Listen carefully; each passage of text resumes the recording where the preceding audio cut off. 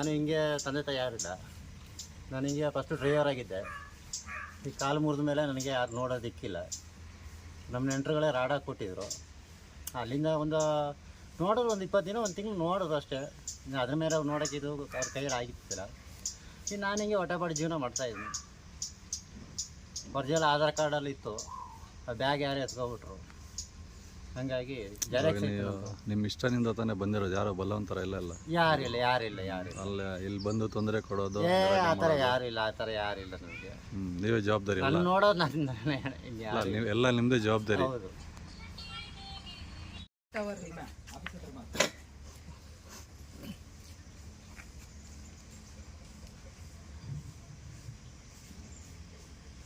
press ಅವರು